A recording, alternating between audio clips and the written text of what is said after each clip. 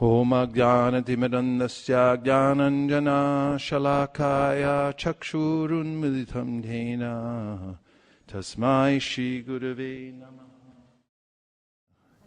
Welcome to all the stalwarts here and online who have decided to fix their attention on going back to Godhead, which is not an easy task, given that there's a lot of distractions in this world and a lot of other ideas about the ultimate goal of life. But our acharyas especially, and the scriptures, give us the very clear goal, especially in our sampradaya. We have a very clear goal of going back to Goloka Vrindavan. To cultivate that desire, we need assistance from the scriptures and from the great acharyas. Because according to our desire, we're moving around in this world, and Krishna says that now that you've come to the human form of life, you're free to move about the universe. That's Yanti Deva Vrita Devan, Pritrin Yanti Pratir Vrita, Bhutani Yanti Puteja, Yanti Mam, Yajino Pimam. Go where you like. And it's up to your desire. What desire you cultivate that desire that you cultivate will determine your destination. So we're here to cultivate a desire to go back to Goloka Vrindavan. And that is the sum and substance of the process of bhakti, is to intensify that desire. Yadrishi, shraddha, siddhir bhavati tadrishi. As that desire intensifies, also called shraddha, the thing you have to have, that burden you're carrying around in your heart, that I have to have this thing, that will direct you in your life, because where attention goes, energy flows. And Krishna's there as the overseer and the permitter within the heart. Not only that, he's in Goloka Vrindavan, and when one's desire reaches a certain point of intensity, Krishna in Goloka begins to hear our prayers very clearly and distinctly. And therefore, the Shastra says, Krishna Bhakti ras bhavato mati kriyatam yadi kritopi labdyate tatalolyam apimulyam ekalam janmakoti sukritirna labdyate. That the only one price to pay for attaining bhakti, and that is one's intense desire to attain it, translated by our modern acharyas into greed. You have to have greed to get this bhakti. And that means excluding all other things and focusing one's attention on one goal. Tasmat ekena manasa bhagavan sattvatam bhati shrotavya kirtitavyascha dhyaya pujascha nityara. When one understands the goal and one develops a desire for the goal, then one's activities reflect that. And the Bhagavatam says, therefore, one should, with one pointed attention, here chant, remember, who? Krishna, the Supreme Personality of Godhead. Fortunately, Krishna is a person, and he has a form, and he has qualities, and he has pastimes, which he very kindly displays in this world. Ananda chinmaya rasatmataya manasu ya praninam pratipalam smarutam upetya lilayatena bhuvanani yajastram govindamari purusham damam bhajami. And that gives us a place to hold on tight. Because according to this verse in the Sri Brahma Samhita, Krishna's pastimes and form dominate the mundane universe. In other words, the mundane universe is just a reflection, and the form and quality pastimes of Krishna are the real substance. So we have an actual place to put our attention that is completely satisfying. And to that end, today we'll go through the Bhagavatam to get some impetus, some places where we can meditate on Krishna.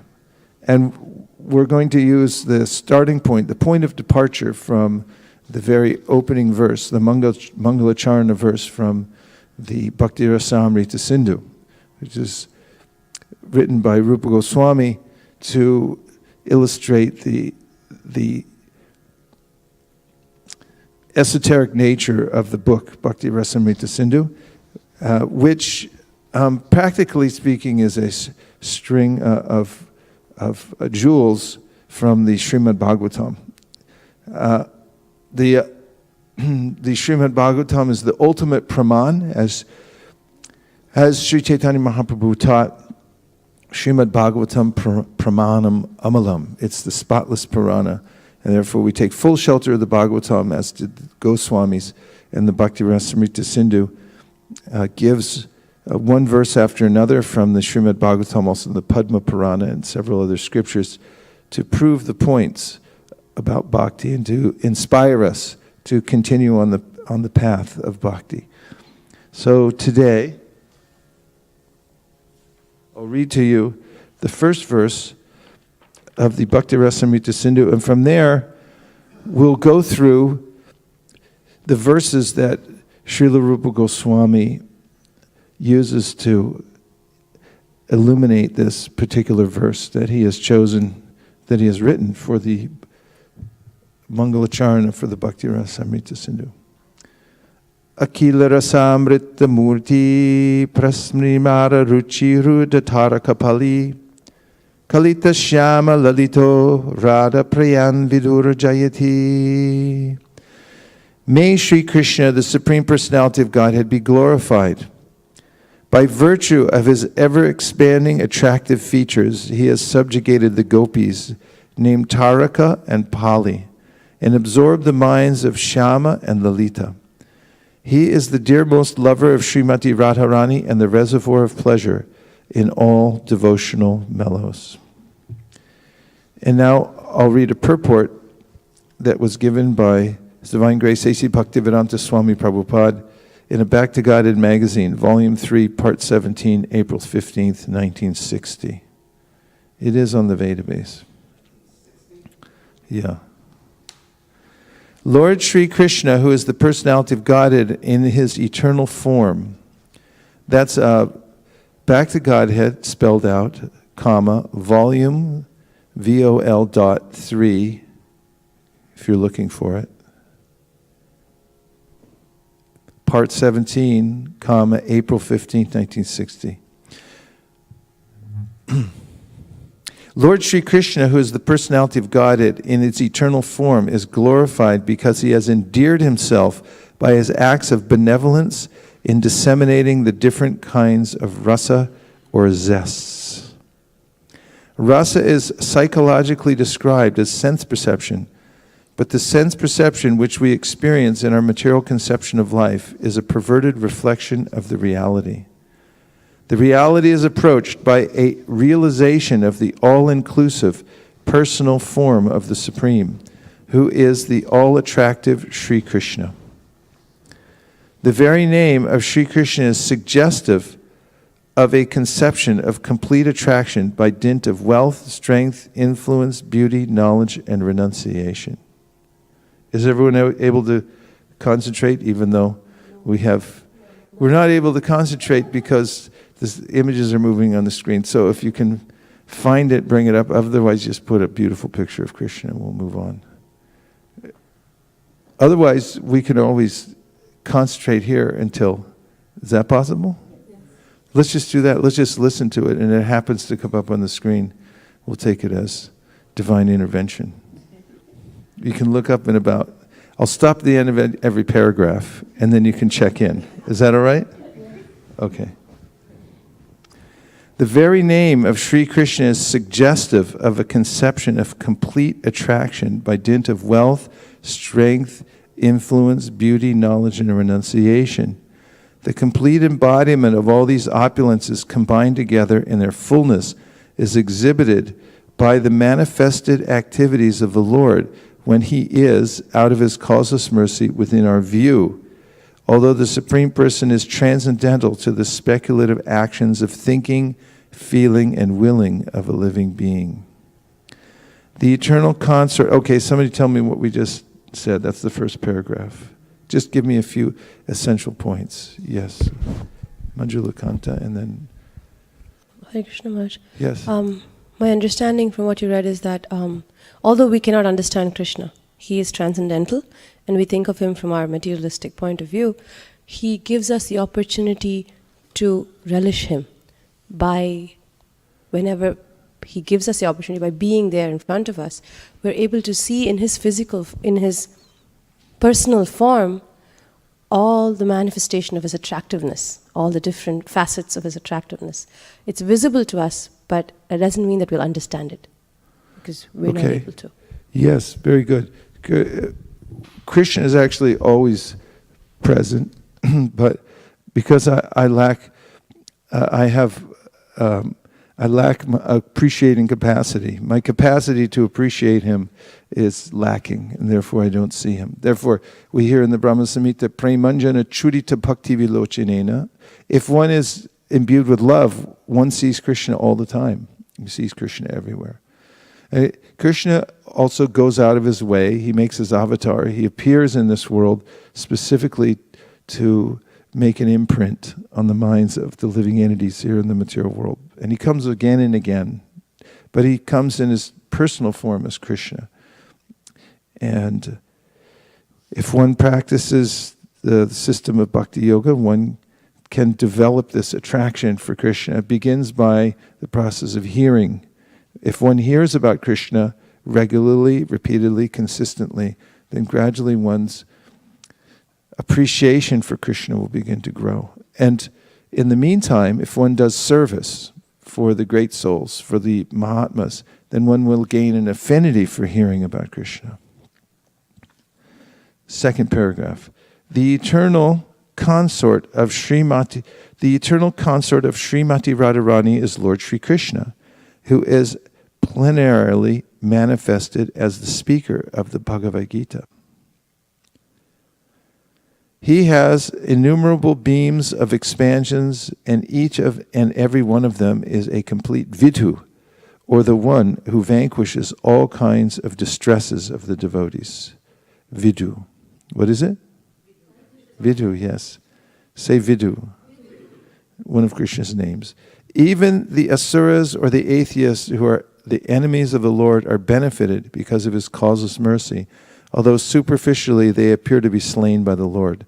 Asuras who are killed by the Lord also attain to the platform of mukti or liberation, which is the destination of the impersonalist empiric philosophers. As such, he is all attractive, both for the asuras, or non-devotees, materialistic living beings, and the suras, or the devotees. He is glorified evidently by suras and asuras alike.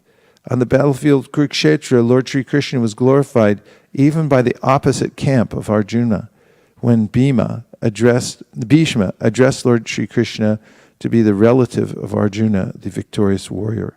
And those who died in the battlefield of Kurukshetra attained the highest stage of liberation simply by fixing their eyes upon him while dying on the battlefield. What other demons attained liberation? Name three that you remember. Shishupal. Putana, a special case. And Trinavarta Agasura. Agasura is especially mentioned because they say he attained liberation. And it's mentioned in that section of Agasura that if somehow or other, even if by force, one brings the form of the Lord within one's mind, then one will attain liberation. So all these demons attain liberation just by remembering or seeing Krishna when they were dying or coming in contact with him.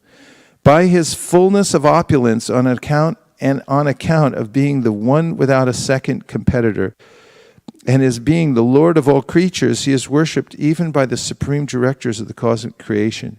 He is attractive even by his personal decorative features. Lord Sri Krishna is observed to be always decorated with multi-ornaments of apt position.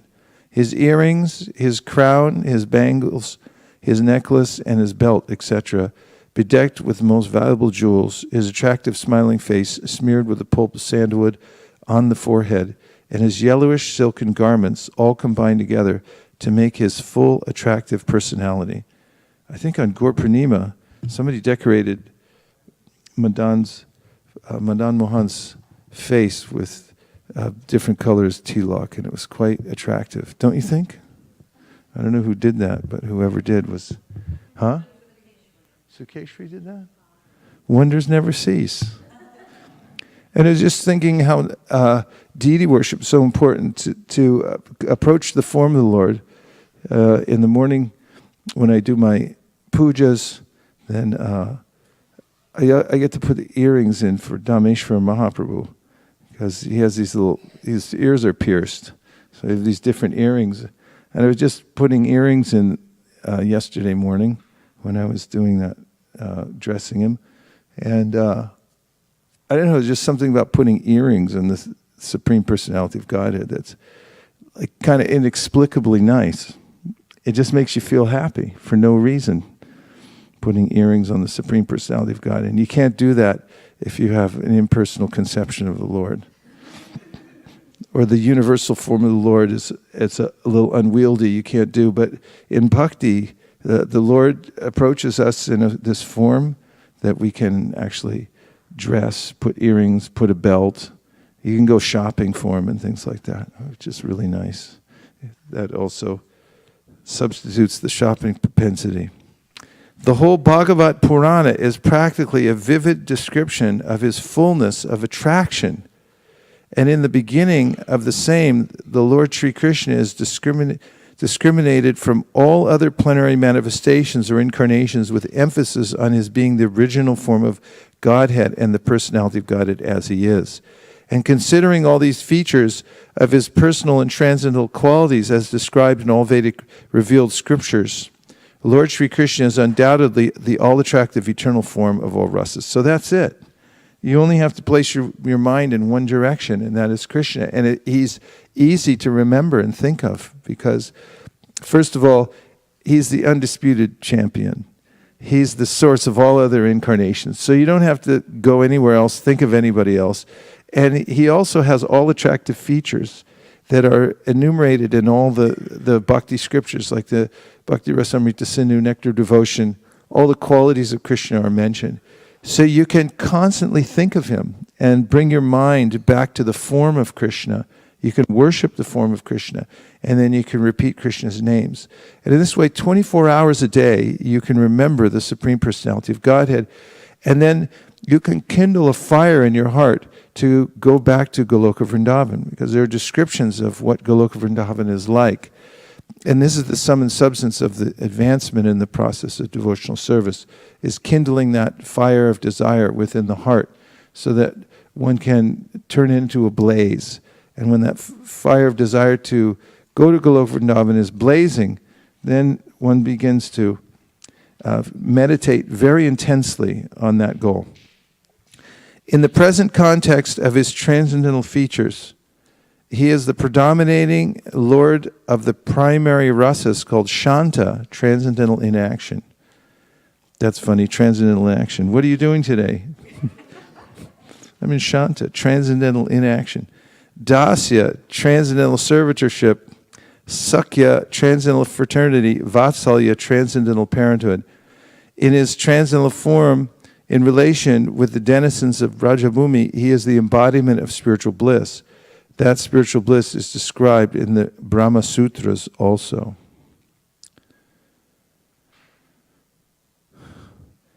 For other rasas which are secondary and individually connected with him, he is very properly described in the Bhagavatam in the arena of King Kamsa of Mathura. He is described there as follows: Mamalanam asani, as a thunderbolt for the wrestlers. Naranam narabhara, for the ordinary man, he is the most perfect form of man. Strinam smara murtinam, for the women he appeared to be personified Cupid, or the most desired of the opposite sex. Gopnan swajana, for the cowherdsman he appeared to be the most beloved kinsman. Sutam kitibujam shasta, for the culprit-minded rulers he appeared to be the most redundant governor. And swapitro shishu, for the parents he appeared to be a small child. Mrityu bhoja pate, he appeared to be death personified before the king of Bhoja, Kamsa. Virata avidusam, he identified himself with all the pervading universal self for the less intelligent persons. Tattvam param yoginam, he appeared to the mystics to be the absolute truth. Vrishinam paradeva, for the Vaishnavas, or to the descendants of Vishnu, he appeared to be the highest worshipable deity. And thus known to be the respective, and thus known to the respective knowers according to their respective power of knowing him. Then Lord Krishna entered the arena of King Kamsa, accompanied by his elder brother Shri Baladev. So, as I mentioned earlier, the capacity of the devotee determines how one views Krishna. And the process of bhakti means to, by the association of the great souls, to increase one's appreciating capacity to understand the original personality of Godhead in Goloka Vrindavan. In the revealed scriptures, the rasas are described to be of 12 different sets. They are as follows: Raudra, anger; Adbhuta, wonderful; Shringara, conjugal; Hasya, comic; Vira, chivalrous; Daya, merciful; Dasya, servitorship; Sakya, fraternity; Bhayanaka, ghastly; Vibhatsa, shocking; Shanta, neutral; Vatsalya, parental. Shringara and the Madhurya ras are one and the same. These 12 rasas are standard rasas of Lord Sri Krishna, is evidently the embodiment of all these rasas. He is not only the enjoyer of the Madhurya ras or the Shringara ras with Srimati Radharani, but he is the enjoyer of the Vivatsa ras when he kills asuras like Kamsa and Jarasandha. In the creation of the Lord, there is nothing more than the above-mentioned standard 12 rasas in the matter of dealing with one another. The activities of the living being are accelerated by one of the rasas, either in its original form or in a perverted form. But all the rasas are emanations from the transcendence. There is no existence of any sort of reciprocation of rasa if it is not emanated from the source. Everything that be has its original source of emanation from the Supreme Being, and that is a confirmation by the first sutra of the Vedanta Sutras, Janmadya Salyataha. And Sri Krishna, being the original form of Godhead, is conclusively the reservoir fountainhead of all the rasas described above. And as such, the rasa in relation with him becomes absolute in nature, the Lord being the absolute truth. Any one of the above rasas is absolute in nature in relation of reciprocation with his service. The Lord being the enjoyer of all the rasas, the reciprocator is either directly or indirectly a constitutional servitor of the Lord, exchanging the different rasas. And therefore the devotees who serve the Lord directly in the primary rasas of Dasya, Sakya, Vatsalya, and Madhurya are super servitors, or eternal servitors, than those who serve him in the secondary rasas of Raudra, Adbhuta, Hasya, etc., which are 7 in all. Actual position of the living being is to serve the Lord and nothing more. Actual position of the living being is to serve the Lord and nothing more. The living being cannot become the absolute master at any stage of his existence, namely materially or spiritually. Materially, he can falsely pose himself as the master, and being baffled in that attempt, such servitor desires to annihilate his existence by becoming one with the Lord. This desire of becoming one with the Lord is not within the jurisdiction of the Shanta ras, and therefore except the 5 primary rasas, all other rasas are exhibited outside the spiritual realm. But his oneness is transcendently realized in the primary 5 rasas, because in the absolute realm, although there is constant reciprocation of the primary rasas between the Lord and his eternal reciprocators or eternal servitors, qualitatively there is no difference between the Lord and the servitors. In the absolute realm, there is no difference between Radharani and Krishna, or between Yashoda and Krishna, and so on. Verse that confirms that from Brahma Samhita. Ananda chinmaya rasa pratibhavitabhista birya eva nijarupa tayakalabi goloke eva nifasatya kilatma bhuto govindamari purusham tamaham bhajami. The reciprocators in the absolute realm and in the relative world are essentially and qualitatively one, and at the same time quantitatively there is a difference between them, namely the Lord and the servitors. The Lord is the immense source of supply of all the rasas, while the living entities are recipients only in their different capacities. In other words, the Lord is the whole, while the servitors are constitutional parts and parcels only. The parts and parcels have therefore limited potency to enjoy, and as such, the parts and parcels of the Lord cannot be actually said as enjoyer in the proper sense of the term. Such reciprocators of the rasa are therefore properly termed as the enjoyed, or the servitor partaker of the enjoyment enjoyed by the Lord. Although the rasa of reciprocation is equally partaken both by the Lord and the servitors, the Lord is the predominator enjoyer, while the parts and parcels are predominated enjoyed.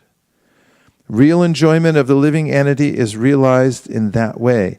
Otherwise, he can simply merge himself with the Lord by annihilating his constitutional position as he is emanated from the Supreme. The constitutional position of the parts and parcels are predominantly existent in the absolute realm, whereas the secondary rasas are manifest in the relative world. When the Lord therefore desires to enjoy the secondary rasa with his servitors, such reciprocation is brought into existence in the relative world by the desire of the Lord. When these secondary rasas are actually dovetailed with the absolute person, the result is the same as that of the other primary rasas. Therefore, the vivatsa ras displayed between the Lord and Kamsa also terminated in the liberation of Kamsa on account of Sri Krishna as being the absolute person. Keep going.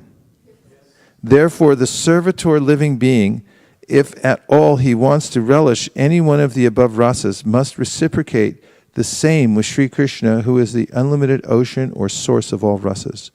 One can derive any amount of rasa of a particular type from that resource simply by such reciprocation with Krishna. Gopal Tapani Upanishad directs therefore conclusively that Sri Krishna is the supreme fountainhead of all rasas, which is also confirmed by the Shruti or the Vedas.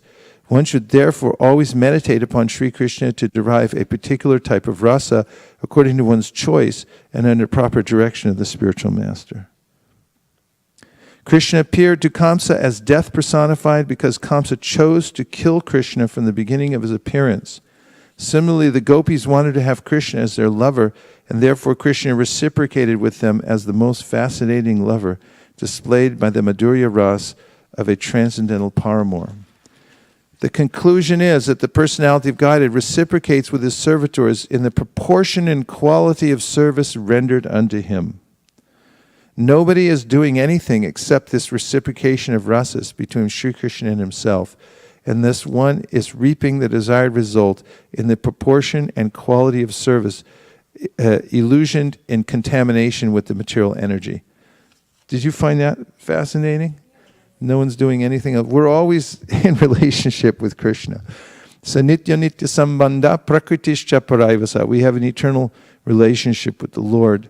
And even when we're amidst the material energy, we're still in a relationship with the Lord because the external energy is also the Lord.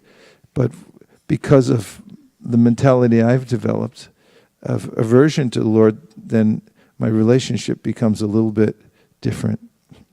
It's not so sweet. But by bhakti, we actually revive that sweet relationship with the personality of Godhead. And those who have a grip on this concept can therefore give their full attention, even amidst the other activities of life, to developing the full-blown attraction for Krishna through the process of bhakti offered to us by Sri Chaitanya Mahaprabhu. Altogether possible to develop that as a single-minded goal in one's life, and Krishna will fulfill the desires. Manjula Kanta? So Maharaj, what this is telling us is that everybody is interacting with Krishna, even if they don't believe in him. Because I may not believe in Krishna. For an atheist, I see him in death. So I see him anyway. I just don't accept him. That's right. Everybody. And described by the personified Vedas, even the very simple living entities have a relationship with Krishna through annamoy. They're eating food and they're getting some taste from that. And they're like, yum, yum, yum, that's pretty good. That's Krishna. That taste comes from Krishna. Punyoganda prativyam cha. Krishna says, I'm the flavor of the earth that comes out in all the vegetables and food and things like that. So it's only Krishna, but there's different aspects of Krishna. And following Rupa Goswami, we can increase our appreciating capacity to the point where we can actually develop the higher rasas. Whereas such service is transcendental in the absolute realm, where illusion is conspicuous by its absence only. The quality of service to Sri Krishna in the highest platform is exhibited by the gopis, and such service is eulogized in the Bhagavatam in the following words. What is the penance of the gopis? What is the penance the gopis performed, that they are privileged to enjoy drinking the nectar of Lord Krishna's beauty, which is as much unfathomed as his other opulences are? With the gopis, therefore, the highest transcendental quality of rasa is reciprocated by the Lord, and out of them the specifically mentioned gopis of the name Taraka, Pali, Shyama, Lalita, and Srimati Radharani are significant. In the Puranas, the names of the gopis like Gopali, Palika, Dhanya, Vishaka, Dhanishta, Radha, Anuradha, Sumabha, Taraka, etc. are mentioned. And in the Dwarka Mahatmya, the names of the gopis, Lalita, Shyamala, Saibya, Padma, Bhadra, along with Vishaka, are mentioned as the chief of the damsels of Brajabhumi. There is such mention of the names of the gopis in Skanda Puranam also. Such gopis were attracted by the beautiful and attractive features of the form of Sri Krishna. They were not only attracted, but also they were actually under the control of the Lord as a paramour, the feeling of the lover and the beloved. Such transcendental feelings of the pure gopis are never to be compared with the erotic principles of the mundane world. In these transactions of the highest reciprocation of rasas, Srimati Radharani stands to be the supermost partaker. She is therefore actually the counterpart emblem of all the rasas which are reciprocated between Krishna and Radha in a specific manner, unknown even to Krishna, both being equally full and perfect. There is constantly an overflow of transcendental bliss, which is the purest form of competition of the Hladini energy, or the transcendental pleasure, giving element, potency, in the Lord, but displayed by Radharani. Getting all that?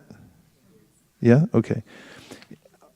Almost to the end. In the Uttarakanda of the Padma Purana, such reciprocation of the highest transcendental mellows is affirmed by eulogizing the place named Radhakund, where Lord Krishna and Radharani exhibited their reciprocal fullness. Radhakunda is therefore as much dear to Sri Krishna as Srimati Radharani. In Dwarka, Rukmini is mentioned as the topmost queen of the Lord, and similarly in Vrindavan, Radharani is the topmost of the gopis. The posthumous functions of Vrindavan represent a greater degree of rasa reciprocation than Dwarka. As such, Radharani is more conspicuous than Rukmini. She is the all-attractive counterpart of the all-attractive Lord, and therefore she is the highest embodiment of the Hladini potency of the Lord. Voluntarily, the Lord bifurcated himself both as Radha and Krishna, and again joined together in the still more attractive form of Sri Chaitanya Mahaprabhu. Get that? Still more attractive form. There's nobody better than Lord Chaitanya. In other words, the devotees of Lord Sri Chaitanya Mahaprabhu are eligible candidates for approaching the fountainhead of all rasas. Congratulations.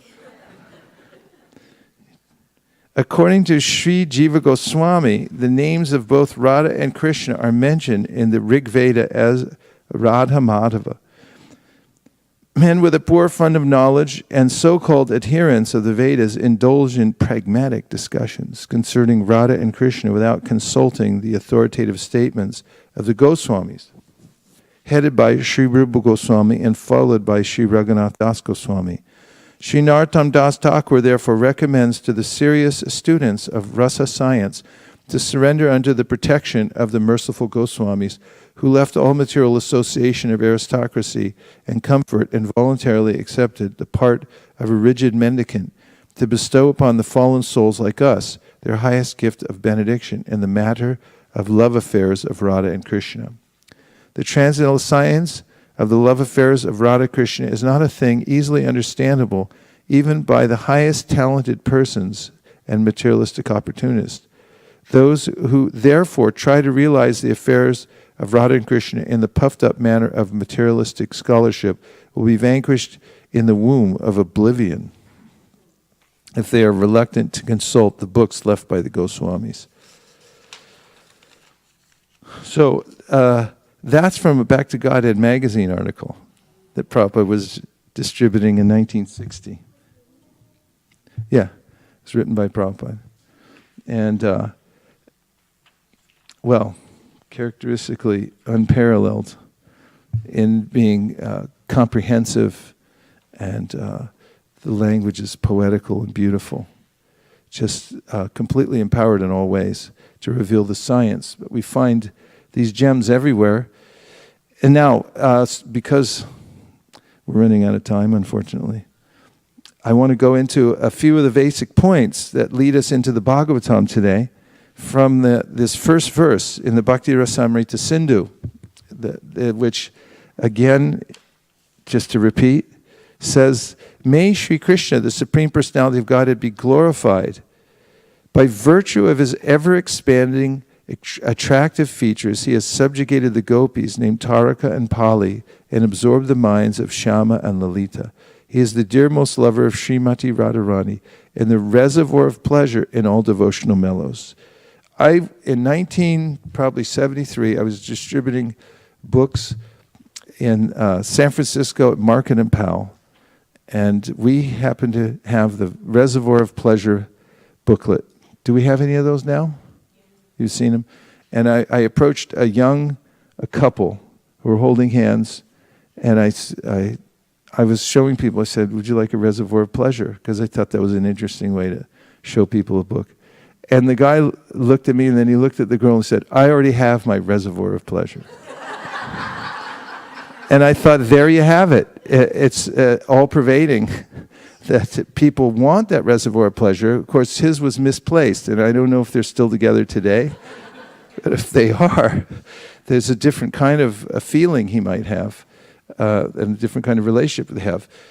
So it's important to understand this science of rasa and to go deeply within it, because our destination is to develop that relationship with Krishna, who is Akila Rasamrita Murti.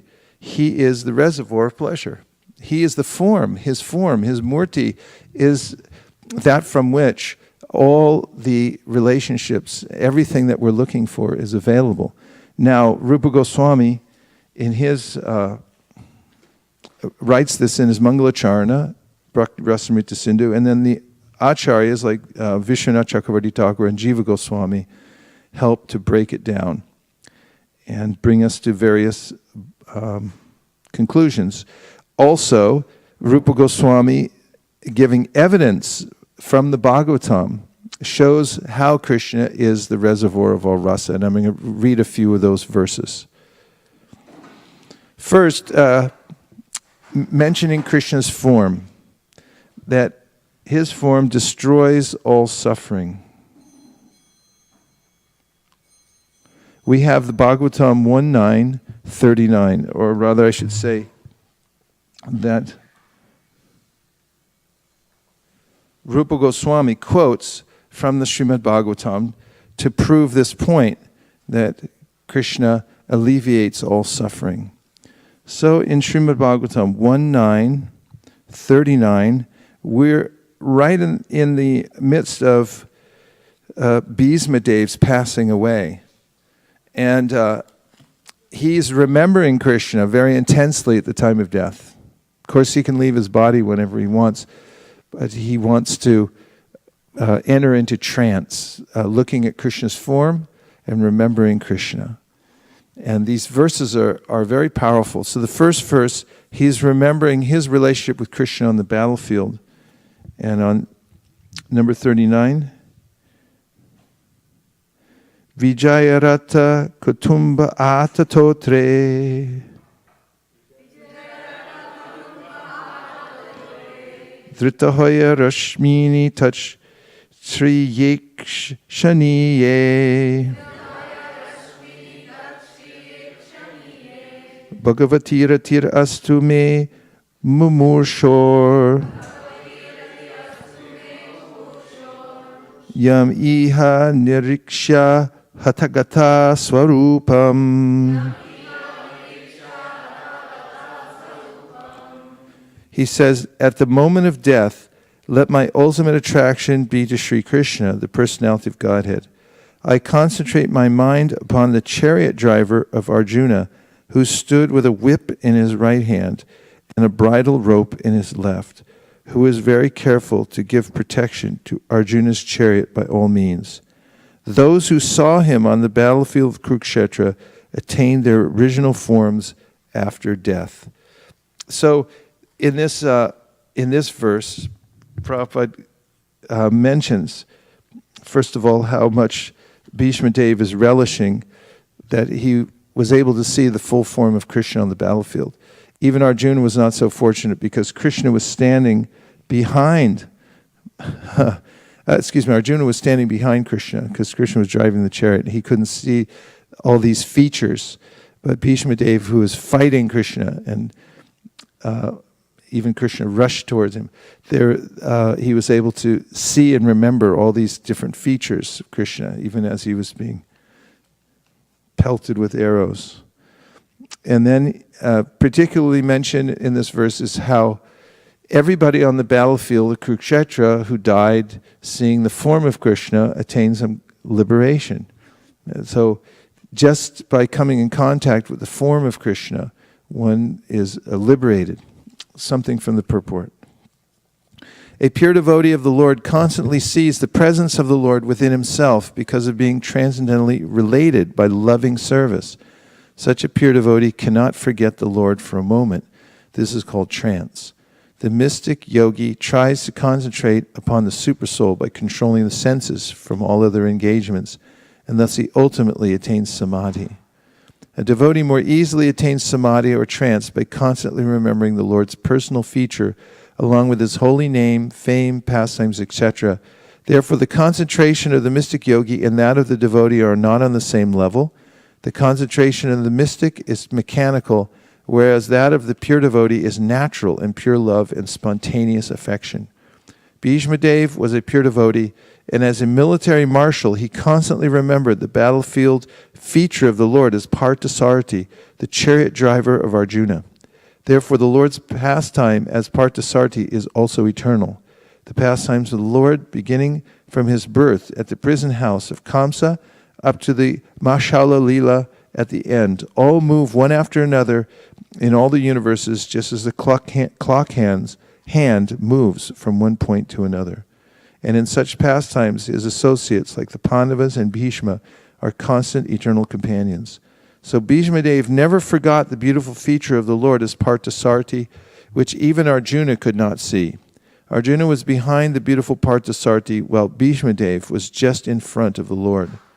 As far as the military feature of the Lord is concerned, Bhishma Dev observed this with more relish than Arjuna. All the soldiers and persons on the battlefield of Kurukshetra attained their original spiritual form, like the Lord after their death, because by the causeless mercy of the Lord, they were able to see him face to face on that occasion. The conditioned souls rotating in the evolutionary cycle from the aquatics up to the form of Brahma are all in the form of Maya, or the form obtained by one's own actions and awarded by material nature. The material forms of the conditioned souls are all foreign dresses, and when the conditioned soul becomes liberated from the clutches of material energy, he attains his original form. The impersonalist wants to attain the impersonal Brahman effulgence of the Lord, but that is not at all congenial to the living sparks, part and parcel of the Lord, parts and parcels of the Lord. Therefore, the impersonalists again fall down and get material forms, which are all false to the spirit soul. A spiritual form, like the Lord's, either two-handed or four-handed, is attained by the devotees of the Lord, either in the Vaikunthas or in the Goloka planet, according to the original nature of the soul. This form, which is 100% spiritual, is the swarup of the living being, and all the living beings who participated on the battlefield of Kurukshetra on both sides attained their swarup, as confirmed by Bhishma Dev. So Lord Sri Krishna was not merciful only to the Pandavas. He was also merciful to other parties because all of them attained the same result. Bhishma Dev wanted the same facility also, and that was his prayer to the Lord, although his position as an associate of the Lord is assured in all circumstances. The conclusion is that whoever dies looking on the personality of Godhead within or without attains his swarup, which is the highest perfection of life. Conclusion is that we must constantly remember the form of the Lord and chant his names 24 hours a day. This is the process of devotional service.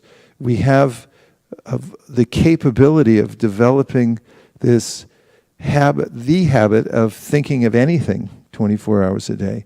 And bhakti means to transfer that thinking power to the Supreme Personality of Godhead. One, by hearing, and you can adjust your hearing in your life because you have some control over your environment. And if you do that, then the sound vibration itself will begin to carry you in a certain direction. Is it temporary? Okay, we'll take a couple of comments before I move on to the next verse.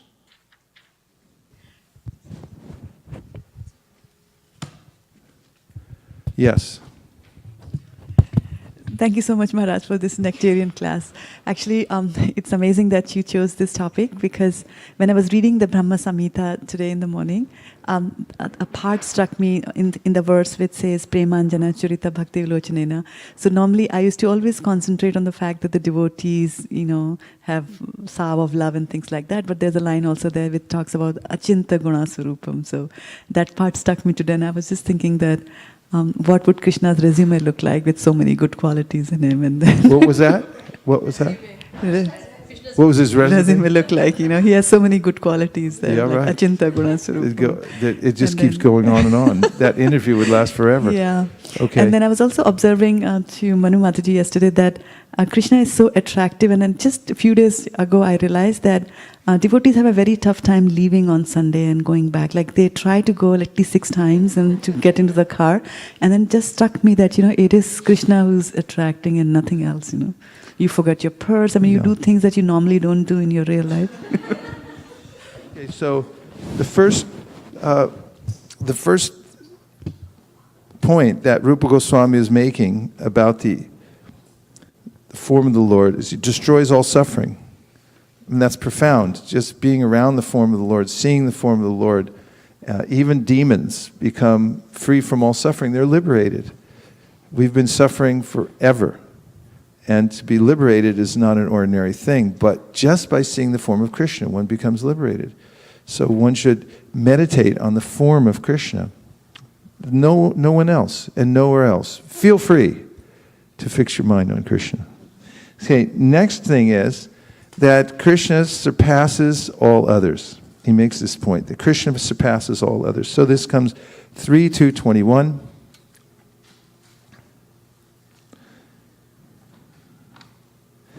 And in this verse, which is very tasty section of the Bhagavatam and what isn't, we have the remembrance of Lord Krishna in a discussion that's going on between Uddhava and Vidura. And Uddhava is remembering Krishna. And the verse says, Swayam twasam ya tishayas tradishaha swarajya lakshmyapta samastakama balim haradbish chiralokapalai Kiratako yeditaparapita. Would you like to all say it together? Soyam tvayasam tradisha Swaraja Lakshmyapta Samastakama Balim Harabhishchira Lokapalai Kiratya Kodyeti Taparapita.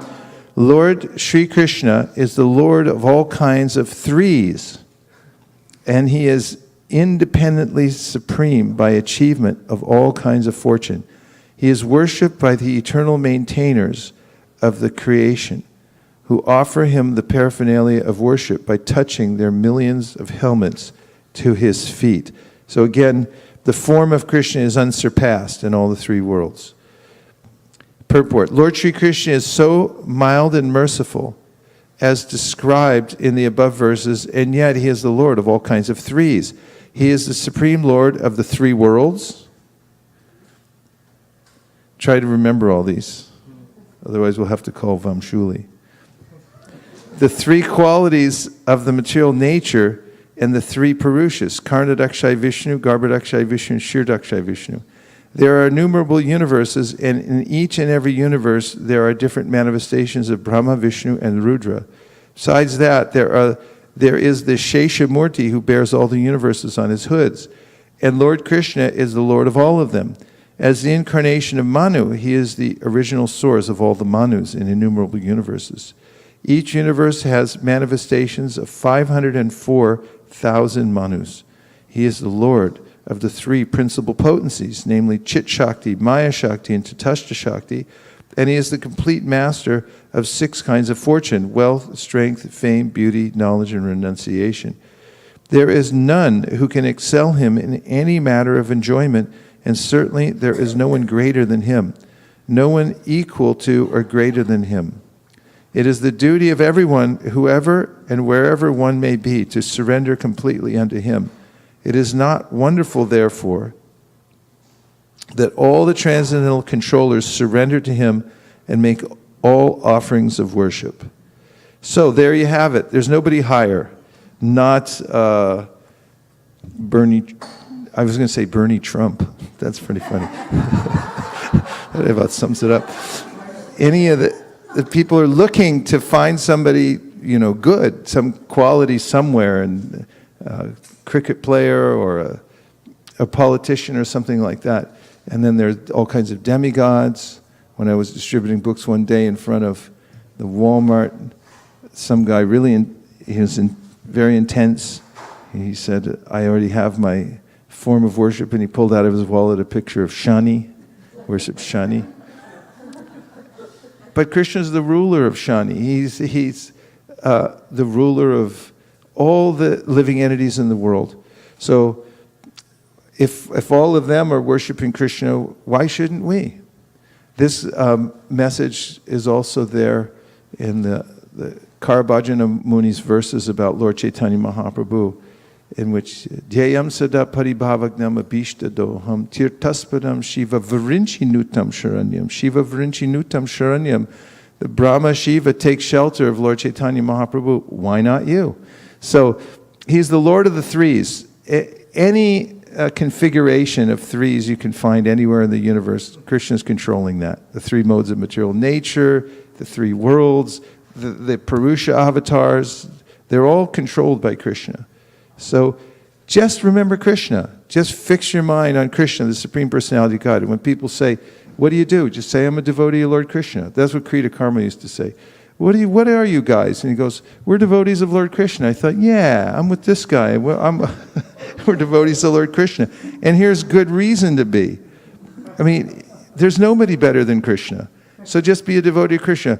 What are you? What do you guys do? What's this thing you're doing? Well, we're devotees of Lord Krishna. Because he's the best. There's nobody better than Krishna. Okay. Next is, he bestows the greatest happiness. Everyone's looking for happiness everywhere. And there's all kinds of songs about how people are striking out. There's one in the 70s or 80s, looking for love in all the wrong places. And, I mean, you could just line them up. There's one song after another about people who have loved and lost, and it just faded away, and, you know, it's a grave disappointment to invest the emotion of love into some inferior creature and then lose it all, isn't it? Otherwise, why do poets and songwriters write so much about what an agony it is? They sing the blues.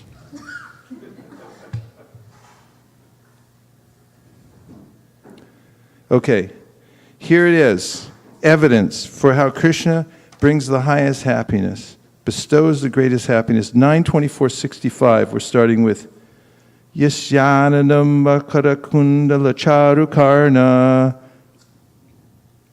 Oh, he's not there yet. Brajat Kapola Sabagam Savila Sahasam Nityotsavam Na Tatripur Drishibi Pipantyo Naryo Narascha Mudita Kupita Nimeshcha. Krishna's face is decorated with ornaments such as earrings resembling sharks. His ears are beautiful, his cheeks brilliant, and his smiling attractive to everyone. Whoever sees Lord Krishna sees a festival. His face and body are fully satisfying for everyone to see, but the devotees are angry at the Creator for the disturbance caused by the momentary blinking of their eyes. Purport. As stated by the Lord himself in the Bhagavad Gita 7.3, Manusharam sahasreshu kashid yatiti siddhaye yatatam api siddhanam kashim mam beti tatfataha. Temperature's better now. It feels a little more like Badrik Ashram. Out of the many thousands among men, one may endeavor for perfection, and of those who have achieved perfection, hardly one knows me in truth. Unless one is qualified to understand Krishna, one cannot appreciate the presence of Krishna on earth. Among the Bhojas, Vrishnis, Antakas, Pandavas, and many other kings intimately related with Krishna, the intimate relationship between Krishna and the inhabitants of Vrindavan is especially to be noted. That relationship is described in this verse by the words, Niyot Savam Na Tatripur Drishibi Bipantya. The inhabitants of Vrindavan, especially such as the cowherd boys, the cows, the calves, the gopis, and Krishna's father and mother, were never fully satisfied, although they saw Krishna's beautiful features constantly. Seeing Krishna is described here as Nitya Utsava, a daily festival. The inhabitants of Vrindavan saw Krishna almost every moment, but when Krishna left the village for the pasturing grounds where he tended the cows and calves, the gopis were very much afflicted because they saw Krishna walking on the sand and thought Krishna's lotus feet, which they dared not place on their breasts because they thought their breasts not soft enough, were being pierced by broken chips of stone. By thinking of this, the gopis were affected and they cried at home. These gopis, who were therefore the exalted friends of Krishna, saw Krishna constantly, but because their eyelids disturbed their vision of Krishna, the gopis condemned the Creator, Lord Brahma. Therefore, the beauty of Krishna, especially the beauty of his face, is described here. At the end of the 9th canto, in the 24th chapter, we find a hint of Krishna's beauty. Now we are proceeding to the 10th canto, which is considered Krishna's head. The entire Srimad Bhagavat Purana, it's the embodiment of Krishna's form, and the 10th canto is his face. This verse gives a hint of how beautiful his face is. Krishna's smiling face with his cheeks, his lips, the ornaments in his ears, his chewing of betel nuts. All this was minutely observed by the gopis, who thus enjoyed transcendental bliss. But instead, condemned the Creator of the body for making...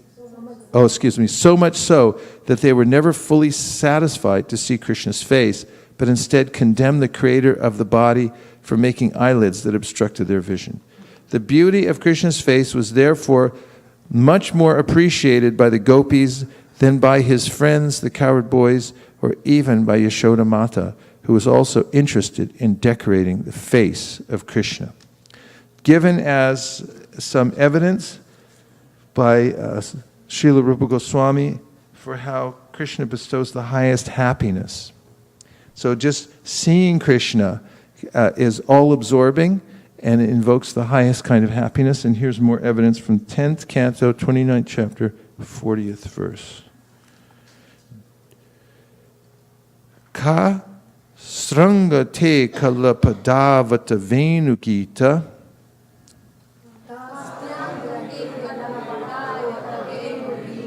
samohitarya charitan nachalet trilokyam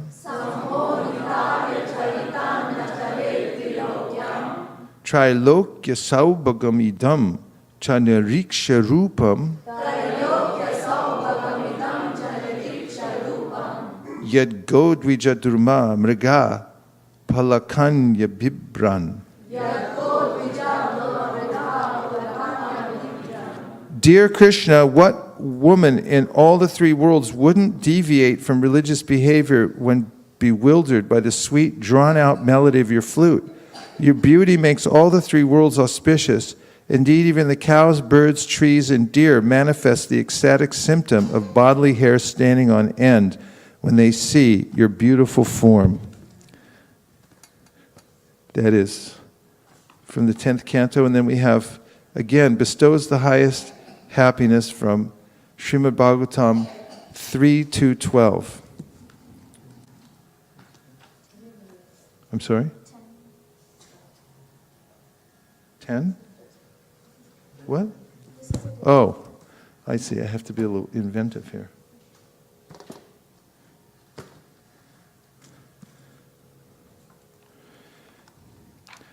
Yanmartya lilao payikam swayoga maya balam darshayata grihitam vismapanam swasya chasau bhakarte Param padam bhushana bhushananam. This is another famous verse quoted by Rupa Goswami. Again, we're talking about how Krishna bestows the highest happiness, so if there's any doubt, it'll be removed after hearing these verses. Because we vote with our feet, wherever I think I'm going to get the highest happiness, because the nature of the soul is to seek happiness. These verses will confirm that you'll be happy only by thinking of Krishna, meditating on Krishna. The Lord appeared in the mortal world by his internal potency, Yogamaya. He came in his eternal form, which is just suitable for his pastimes. These pastimes were wonderful for everyone, even for those proud of their own opulence, including the Lord himself in his form as the Lord of Vaikuntha. Thus his, Sri Krishna's transcendental body is the ornament of ornaments. Any initial reactions before I read the purport? Okay. Shantaras. In conformity with the Vedic hymns, Nitya Nityanam Chaitanas Chaitananam, the personality of Godhead is more excellent than all other living beings within all the universes in the material world. He is the chief of all living entities. No one can surpass him or be equal to him in wealth, strength, fame, beauty, knowledge, or renunciation. When Lord Krishna was within this universe, he seemed to be a human being because he appeared in a manner just suitable for his pastimes in the mortal world. He did not appear in human society in his Vaikuntha feature with 4 hands, because that would not have been suitable for his pastimes. But in spite of his appearing as a human being, no one was or is equal to him in any respect in any of the 6 different opulences. Everyone is more or less proud of his opulence in this world, but when Lord Krishna was in human society, he excelled all his contemporaries within the universe. When the Lord's pastimes are visible to the human eye, they are called prakat. And when they are not visible, they are called aprakat. In fact, the Lord's pastimes never stop, just as the sun never leaves the sky.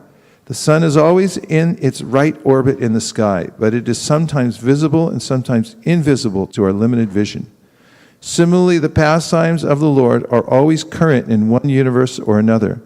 And when Lord Krishna disappeared from the transcendental abode of Dwarka, it was simply a disappearance from the eyes of the people there.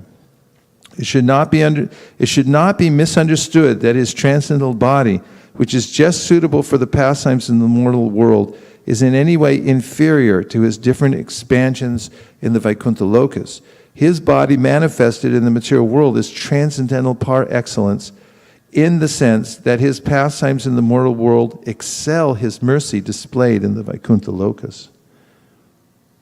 In the Vaikuntha lokas, the Lord is merciful toward the liberated or nitya mukta living entities. But in his pastimes in the mortal world, he is merciful even to the fallen souls who are nitya baddha, or conditioned forever. The 6 excellent opulences which he displayed in the mortal world by the agency of his internal potency, Yogamaya, are rare even in the Vaikuntha lokas. All his pastimes are manifested not by the material energy, but by his spiritual energy.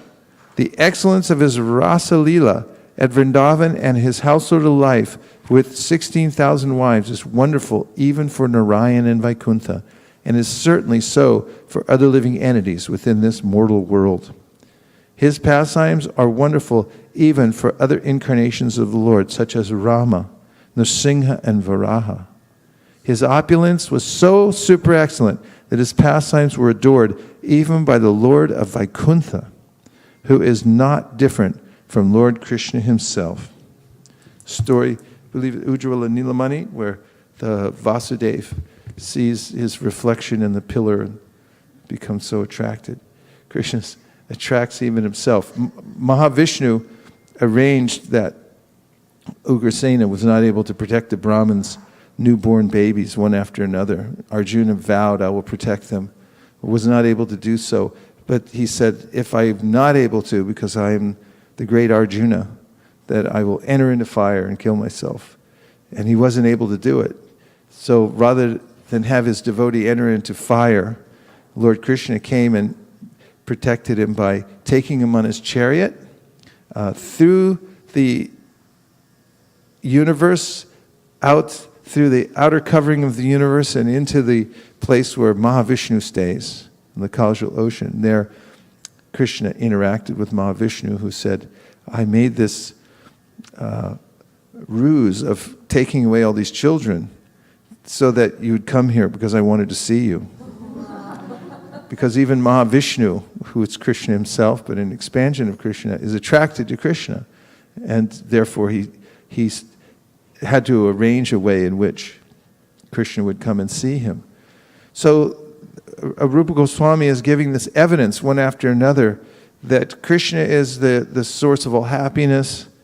Krishna destroys all suffering. He surpasses all others. He bestows the greatest happiness. And finally, he's the source of all others. Not finally, penultimately. He's the source of all others at 1:3:38. Who knows what this is?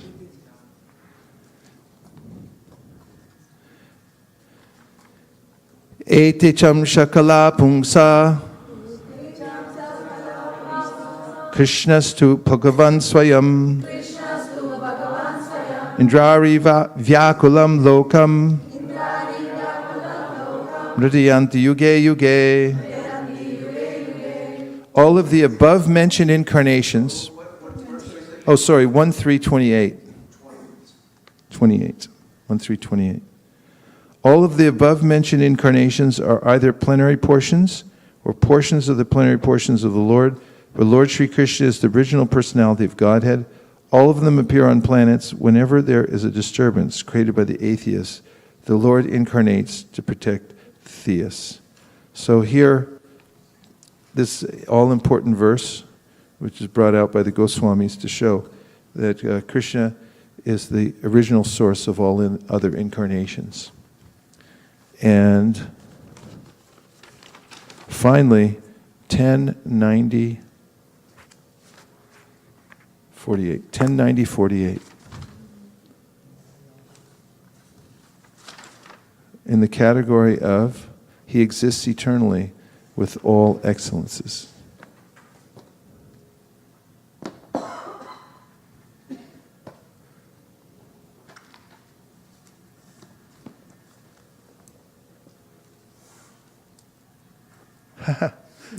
Please let's welcome all the stalwart devotees who have joined us online. Please turn toward one of the cameras and say, Hare Krishna. Here we are from the studio audience here at ISV. We welcome the greater audience online. Okay, so this verse is a verse that's mentioned in our Padati, Archana Padati, that is one of the verses one should recite upon rising in the morning. As soon as you wake up in the morning, you can say this verse and remember its meanings to fix your mind on Krishna, because it may not be so easy right when you wake up. Jayati janani vaso devaki janmavado Yaduvara parishat swardhobhir asyanna dharmam Stirachara vijnana susmita shri mukhena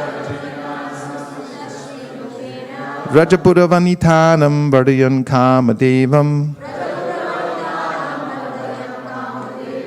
Lord Sri Krishna is he who is known as Jananivasa, the ultimate resort of all living entities, and who is also known as Devaki Nandanan or Yashoda Nandana, the son of Devaki and Yashoda. He is the guide of the Yadu dynasty, and with his mighty arms he kills everything inauspicious as well as every man who is impious. By his presence he destroys all things inauspicious for all living entities, moving and inert. His blissful smiling face always increases the lusty desires of the gopis of Vrindavan. May he be all glorious and happy.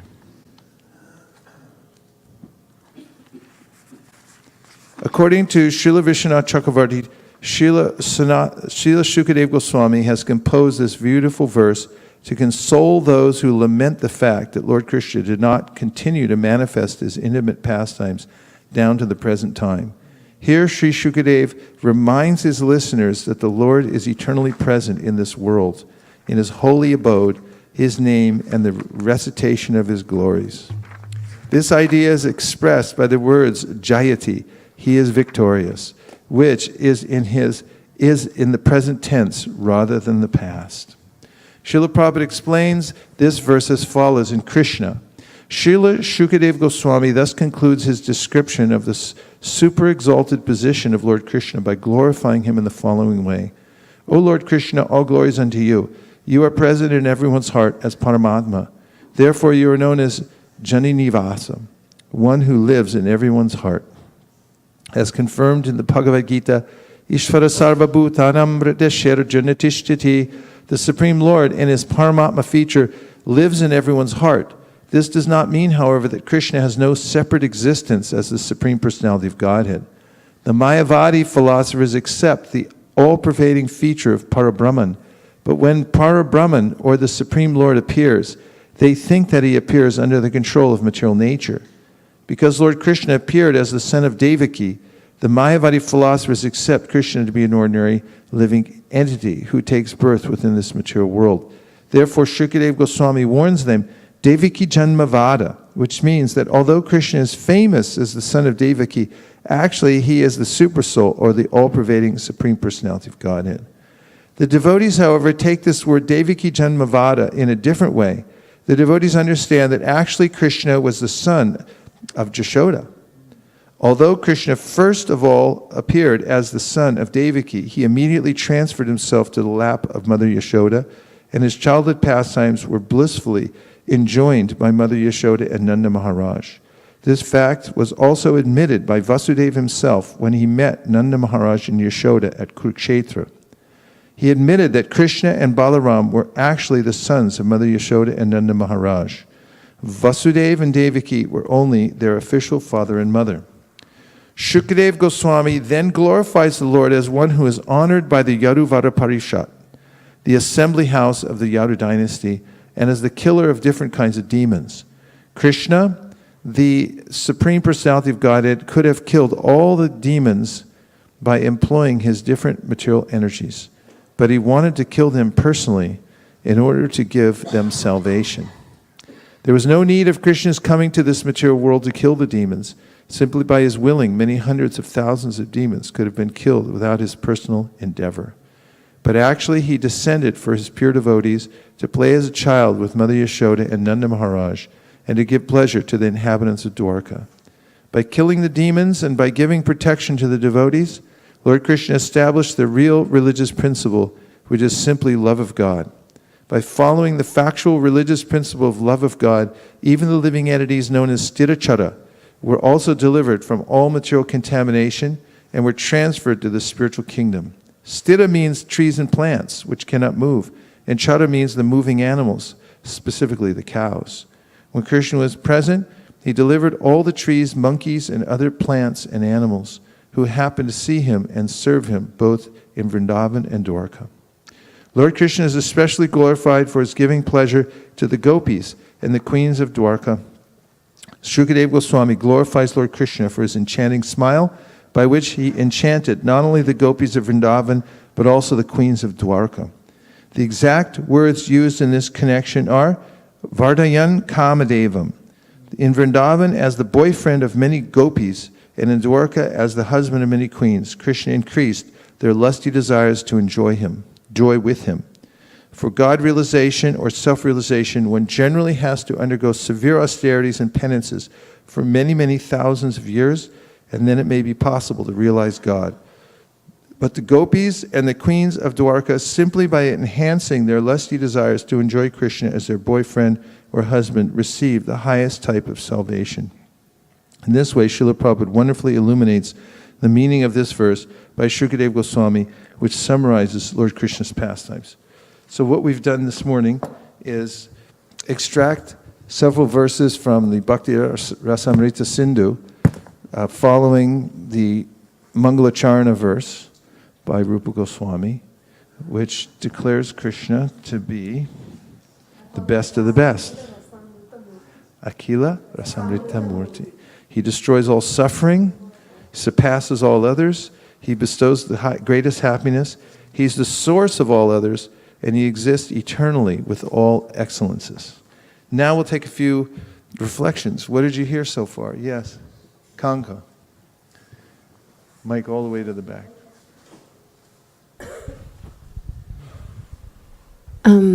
Two things. The Krishna Reservoir of All Pleasure says not to glance upon Govinda if you want to remain in this material world. Don't glance upon his form. I haven't read it in a long time, but it was the first brochure that I got from the Hare Krishna people in 1970. And after reading it, I thought, oh my gosh, I found the man I'm looking for. Which Srila Prabhupada, answering all my questions. Then the other one was in the prayer, Bhaja Mana,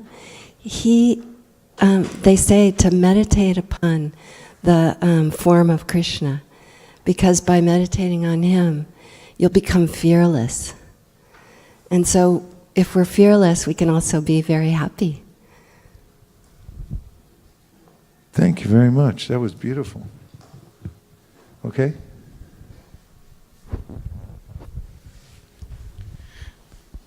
Hare Krishna, Prabhu, thank you so much for the wonderful lecture.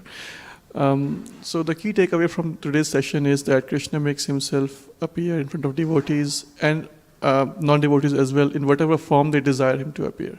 And I could extend this principle to the Nrsimha avatar, like Hiranyakashipu. He set some conditions and he appeared and made himself appear to fulfill those conditions. So I'm just curious to know, can we extend this principle to other avatars such as Shukara, Kurma, Meena Avatara? What were the reasons behind those forms and features in which Krishna made himself appear? He appears by his own sweet will and in amazing ways. Varaha appeared from the nostril of Brahma when he had a managerial problem. He was sitting there meditating, how do I solve this? And then a boar came out of his nose, started flying around the universe. And everyone started glorifying. Well, yeah, it's a general rule that Krishna reciprocates with his devotees in various ways. So the various manifestations of Krishna come from his reciprocation with his pure devotees. Yes. Thank you, Prabhu, for wonderful class. Actually, I wanted to touch upon that point only, which it's it's so nourishing to the heart. The Akhila Rasamrita Murti, and how Rupa Goswami corroborates it with a verse from the 43rd chapter, 17th verse, 10th canto, Malla Nam Asanir Nanam Naravaru, which he actually 10 rasas are there in the same verse, that how Krishna enters the arena, and you have all 5, in fact 12 rasas, all 5 primary rasas, all 7 secondary rasas. Same, like at a moment, different people are being able to reciprocate in a very different way.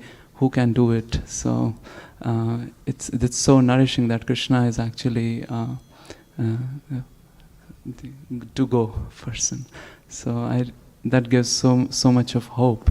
And a second point was that when we were discussing about qualities of Krishna, in Bhakti Rasamrita Sindhu, the quality one is mentioning as enjoying, and Rupa Goswami gives a nice description of a person who is always happy, and even in trouble, he is very smilingly carrying out the course of actions.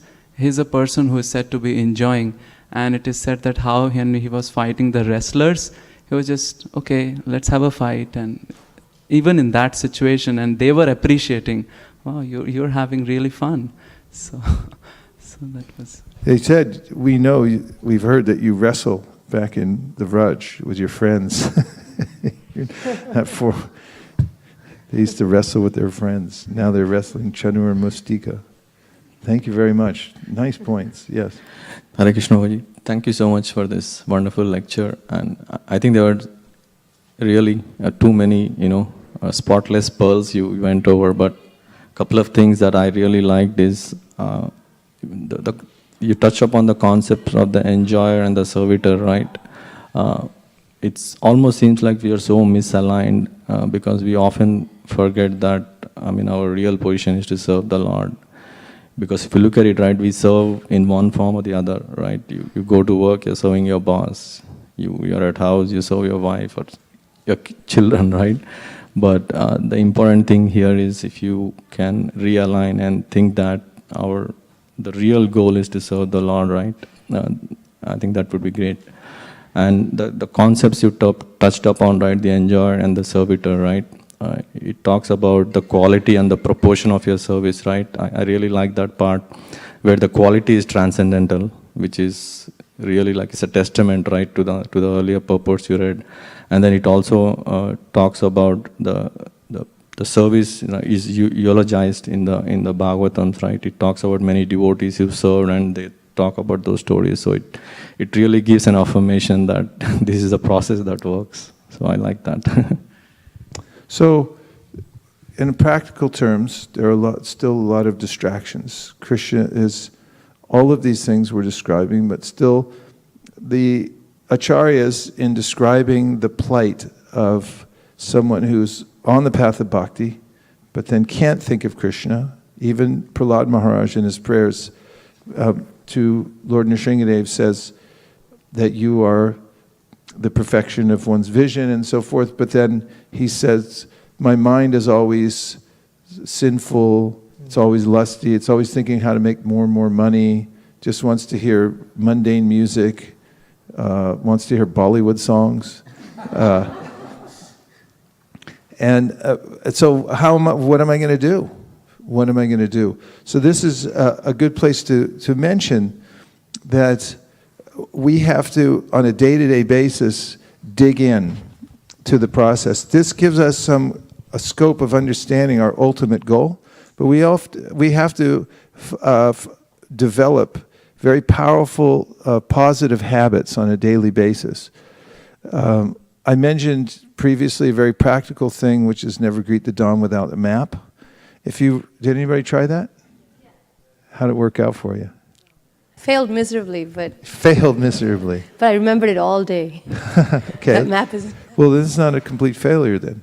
Okay, you had an experience? I'm following that don't leave the house without the map every day, and it's really good that it makes me more organized. Okay. One suggestion is don't be afraid to try this because it seems daunting. You think, well, I already have my plan. I do whatever I do. But you'll find even if you do what you do every day, write it down anyhow, and be a little conscious of it, you'll find different ways that you can refine it. And just the fact that you take time to write it down, and actually I would even post it in a place where you most likely stare, like in your screen of your computer. You can use Post-its or whatever, but I guarantee you, if you take the time to write down your schedule every day, not just say, this is always my schedule, but redo it, that it'll give you a special focus and power. And we need these kinds of things to get some traction on the path of bhakti. So one thing that the Goswamis did, according to Srinivasacharya, is they counted everything.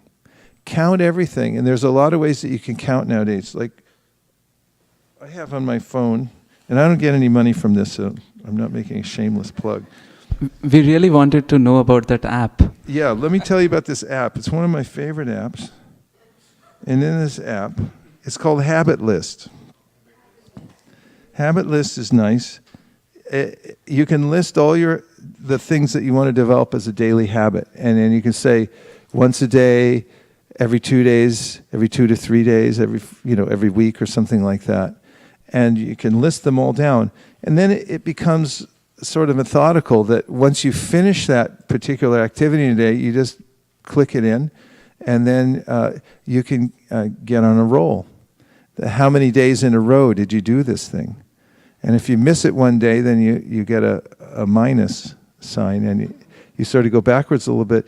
But Sankhya Purvaka Namagana Natibi, count it. So start with things that you can do every day and get some traction, like in chanting. There are ways to refine your chanting. One way to refine your daily chanting is to turn off everything. Try this, because you may think, I'm not going to look at it, but that's different than turning it off. It's almost like death, right? Turn it off. Turn off everything that has a connection to the outside world. Off switch, off switch, off switch. Turn it all off, and all of a sudden your mind goes, well, what do I do now? It's like, well, try chanting or reading a book. How about that? And so then you can have full time to do it. And another thing is to chant all your rounds in a row. Don't stop for anything.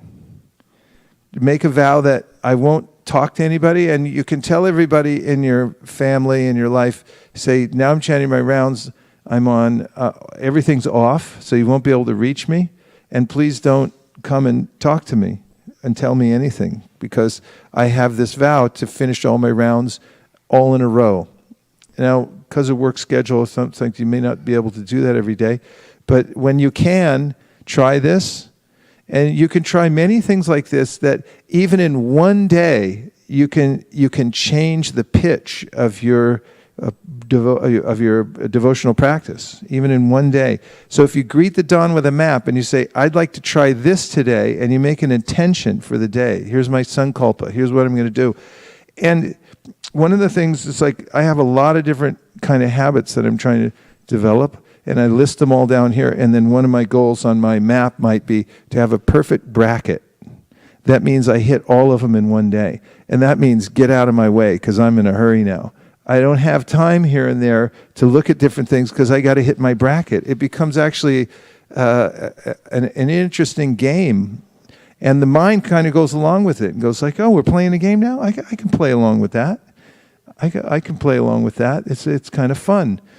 And in the course of it, tasmad ekena manasa bhagavan sattvatam shrotavya kirtitavyasche deya pujasta nitya. Meditate, hear about, remember.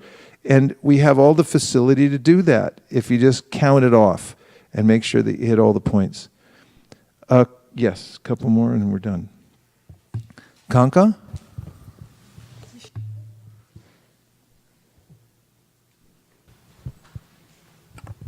Thank you, Maharaj. This class has been so wonderful, and one of the things that is so inspiring is to have all the association of all of you. It's so wonderful. And the other thing I wanted to mention is that when you see your boss, remember Krishna's in his heart. We talked about that in one of the purports, how Krishna is in the heart of every living entity. And so that's what I try to do. I try to remind myself wait a minute, because we have a few people where I live that are really hard to deal with. But then I try to remind myself, oh yeah, Krishna's in their heart. I have to be really careful how I deal with them.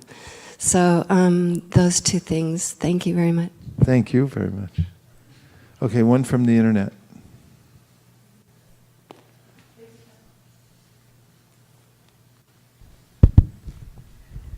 Hare Krishna Maharaj, this is from Vaikunt Nayak Prabhu. Dandavats Maharaj, all glories to Srila Prabhupada. And he has a question. From Srimad Bhagavatam 1.9.39, we read the below.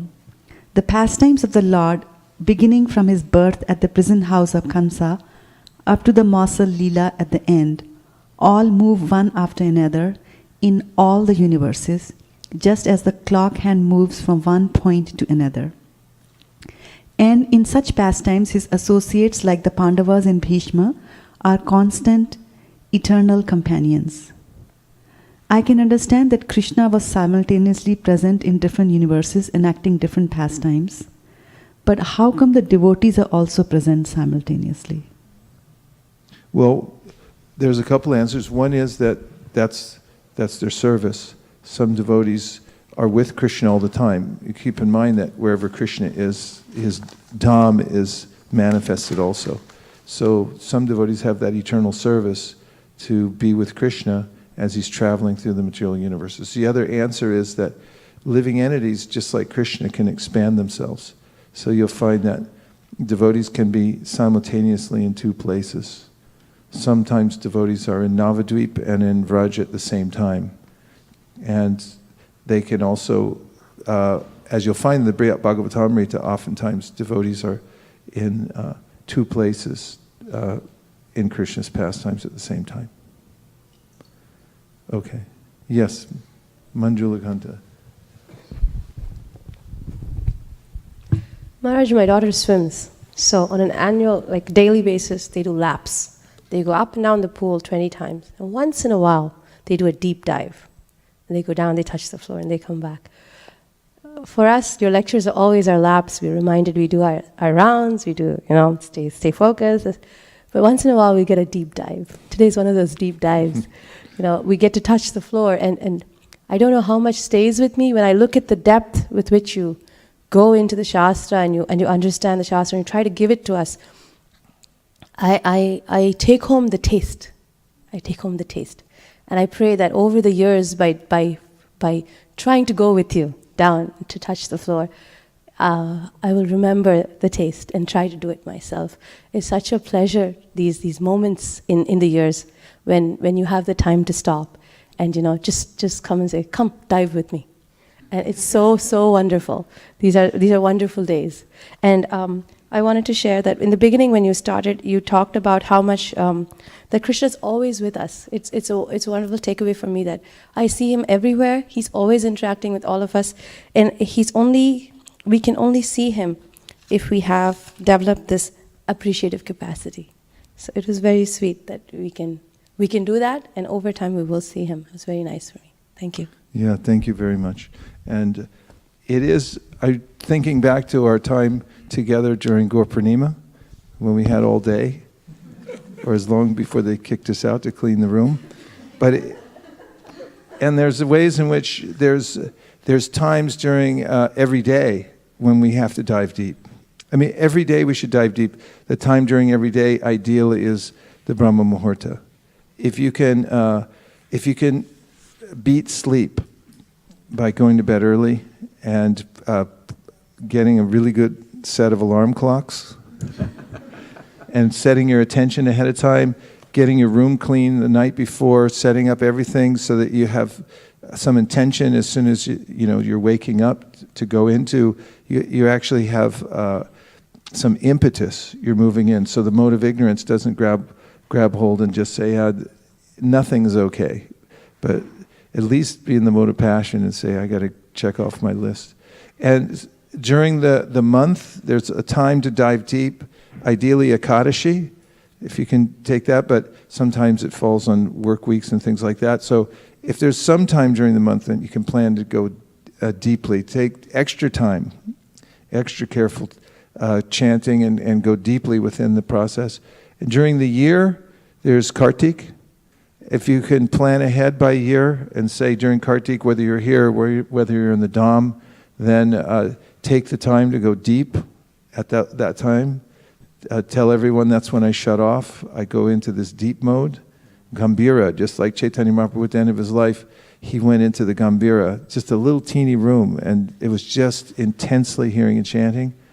And during your life, there's a time near the typically in the Varnashram system, near the end of your life, you get the opportunity to shut everything else off and just go deeply within the process of hearing and chanting. So all these kind of deep dives are lined up for us, and there's also no prohibition for diving deep whenever you feel like it too. You can become a professional diver and set up a system so that you can dive deep, even in a few moments. If you're getting a ride somewhere and somebody picks you up in the car, you have a choice. Do we sit here and talk about the weather, or can I read a purport and can we dive deeply within it? And the more we learn to do that and learn to not only swim but also, used to going under the water a little bit further, the more we prepare ourselves for this great journey that we're trying to make going back home, back to Godhead. So I don't understand the Shastra very much, but I do know that there's a combustion when we all come together to hear and chant about Krishna. It works every time. That if we just take shelter of the Shastra, take shelter of what the Acharyas have given us, and try to take it as much as possible on faith, that we'll be directed and we'll be taken back home, back to Godhead by the power of that sound vibration. So we thank everyone who joined us online this morning, from all over different parts of the world, and all of the devotees here who drove all the way here in a mechanical device, and had to find a place to put it, and then came here and got all dressed up and everything just to come here in the studio audience, to be part of the studio audience, just to hear the Srimad Bhagavatam. Vancha kalpadurvascha kripasinabhevacha patitanam pavanebhyo vaishnavebhyo namo namaha gopremanande. And now we're going to Gaur Bhakta Vrinda ki jai. Nachariyar Marman, Nachariyar Marman, Nachariyar Marman, Nachariyar Marman, hey, Nachariyar Marman, Nachariyar Marman, Nachariyar Marman, Nachariyar Marman.